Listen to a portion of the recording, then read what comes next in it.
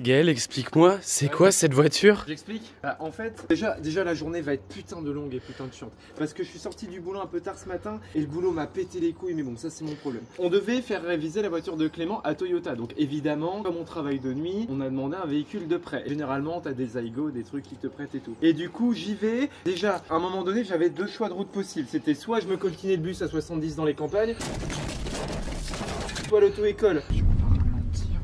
J'ai préféré le bus. Et voilà, déjà ça commençait à me faire chier. La journée va être putain de longue.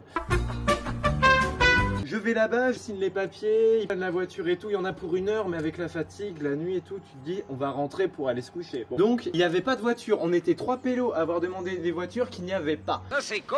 À un moment donné, elle me fait, j'ai soit une vieille Yaris manuelle ou une hybride automatique, sauf que moi l'automatique je sais pas trop conduire, j'ai pas assez piloté. Et sur la 4 voies, je me dis je vais éviter de me mettre en danger, tout machin. Donc elle va chercher cette vieille Yaris manuelle. Yaris. Tu sais pas parler? Qui ne démarre pas. Donc du coup, elle va chercher le technicien. Je suis le meilleur en podium, tu trouveras pas mieux.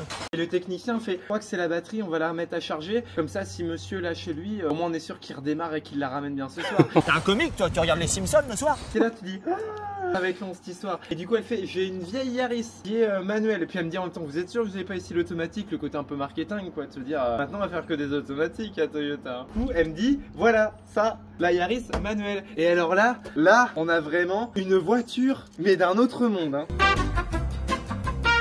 Alors déjà, elle date de 2000-2001, donc la bagnole elle est presque aussi vieille que toi et moi en fait, frangin. Un âge à la con. Alors déjà, venez voir. La visite commence par ces vieilles voitures. Et ces vieilles carlingues, généralement, elles ont plus le logo. Elles ont la trace de l'ancien logo, Ah ouais. mais souvent, il a été shippé par des shippers. Oh man. Ensuite, ces voitures, souvent, c'est des vieux essuie-glaces. Il y a une assurance qui est peut-être plus très à jour, on verra avec le temps. Souvent, ça a des rétroviseurs comme ça, mais tu vas pas faire comme ça parce que tu es sûr que tu vas en décrocher. Ensuite, l'intérieur.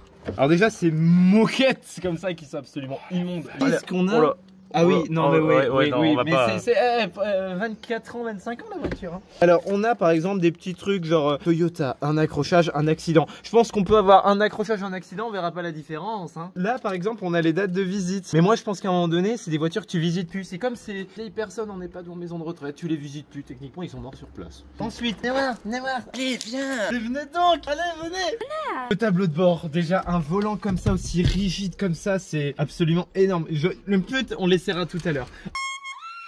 Ensuite, le cadran holographique. Affichage du 0 comme ça, magnifique. Mais j'étais médisant avec elle, hein. Elle a quand même un limiteur, hein. Si c'est pas beau. Cette pure beauté. Et lecteur cassette. Et lecteur CD. Pour écouter vos plus belles cassettes audio d'accordéon. Moi je voudrais être cultivateur. Et vos singles de Sherifa Luna DL5.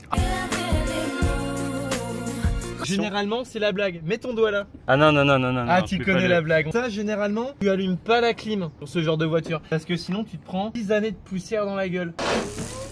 Donc, le mieux, c'est. Ah merde, je l'ai fait. Faut pas le faire. Hein. Le point de patinage de ces grands morts. Ça aussi, c'est une expérience. Parce que vraiment. Elle m'a dit, il va falloir appuyer. Non, justement. Parce que, en fait, t'es carrément au bout de pédale pour mettre le point de patinage. J'ai failli en emboutir plus d'un. Excellent. Et vous pouvez voir également que la carrosserie est impeccable. Antenne du feu de Dieu pour capter quoi? Je sais pas, peut-être rire et chanson. Et alors, le plus intéressant et le plus sécuritaire de tout, le coffre. Avec le coffre qui a option pop, malheureux. Tu veux te retrouver assommé par le coffre? Hop là, il tient pas. Avec ça, tu te retrouves avec un TC mon copain. Ça, c'est de la sécurité.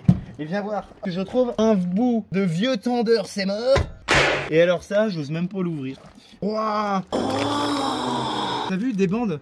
Mais alors c'est vieux ça. Ouais. Oh là là. La capacité volumique du coffre est absolument nulle à chier. On peut y foutre quoi? Une glacière pleine. Oh il tient quand même. À l'arrière, mais venez voir. Des tapis de luxe. Voilà. Ah la vache. Alors là on est vraiment sur ces espèces de housses moquettes absolument immondes. C'est ignoble, c'est ignoble. C'est vraiment un cas exceptionnel, mais c'est vraiment une voiture. Mais attends, on va sur la route mon pote. On la fesse sur la route. Cette bagnole, c'est le turfu. Parce que vraiment, quand tu l'as, t'as vraiment l'impression d'avoir la voiture de papy et mamie, quoi. T'as l'impression que tu pars en vacances. Elle a toujours cette odeur quelque part de voiture un peu ancienne. C'est absolument incroyable. Honnêtement, là, niveau point de patinage, j'en chie ma race. Et alors sur les montées, tu sens qu'elle est un peu... Le genre de bagnole que tu kiffes. Et je peux te dire qu'elle a l'accélérateur sensible à la coquine. Et alors l'autre truc qui est génial, c'est que tu vois, quand tu mets le produit lave-glace, bah ça lave tout, mais pas trop le pare-brise. Tu vois, ça va vraiment en hauteur. Donc faut vraiment compter sur la gravité pour que ça redescende. Mais n'empêche, ça nettoie quand même. Mais du coup, tu veux pas mettre un petit CD? Tu veux pas mettre l'album de Coxy là qui est sorti en 2006? J'aurais bien mis l'album de Fatal Bazooka. Et honnêtement, j'ai trop peur qu'il me l'avale après. Putain, la boîte de vitesse, franchement, c'est une boîte de vitesse de c'est mort, hein, je te le dis. Hein. Parce que t'as l'impression qu'il n'y a rien, qu'il n'y a pas de jeu, que c'est hyper rigide.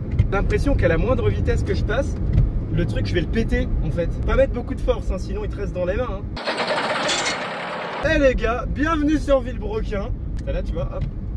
Le gars, il passe son rond-point en 4ème, il est un petit peu con quand même. Ça, c'est une expérience légendaire. Ah oui, c'est en 2 fois. Oh, c'est propre maintenant. C'est propre maintenant. Oh, c'est dégueulasse. Allez, blé. Galère. Surtout la Citroën devant là que j'ai envie d'exploser en fait parce qu'elle avance pas. Oh, c'était bruit. C'est comme, regarde. Oh, c'était drôle ce bruit. Putain, regarde comment je vais la fumer. Fume. Blé. À 110, comme ça le moteur il a le temps de ronronner. Mais pourquoi tu mets ta main devant ton visage là? Non, bah je mets ma main. Pourquoi tu mets ta main devant ton visage? Parce que les gens me reconnaissent. À 110, personne va te reconnaître. Enfin, enlève ta main en sécurité là. Voilà. Non mais... Oh putain, comment je l'ai fume. C'est bien, tu l'as fume, mais attention, il y a un radar. Le radar. Ah putain, m'en fous, c'est pas la mienne. Alors ce qui est important dans ces voitures là, c'est la marche arrière style daron. Ah putain, j'ai actionné les essuie-glaces en même temps. Et là t'es sûr que niveau sécurité, et bah t'es aux normes. Tu dis heureusement que j'ai pas de gamin parce qu'il serait déjà pris une taloche dans la gueule en faisant ce mouvement là. Je vais essayer de pas toucher. Voilà. Je pense que je fais de la merde. Non, c'est bon, ça passe. C'est bon, on y est. Et regarde, hop, il y a Titine. Bon, et là je me rends compte que je me suis un petit peu garé comme une grosse merde. Et on est quand même mieux hein, dans cette voiture. Hein. C'est sûr. C'est pas le même confort. Elle veut pas parler, Titine, regarde, elle me dit qu'il n'y a pas de message. Tu veux pas me parler? Pas de message, hein. Pas de message. Quelqu'un d'autre t'a piloté, tu m'as trompé. Et tu veux pas me parler en plus, t'as pas de message? Salope. Toyota.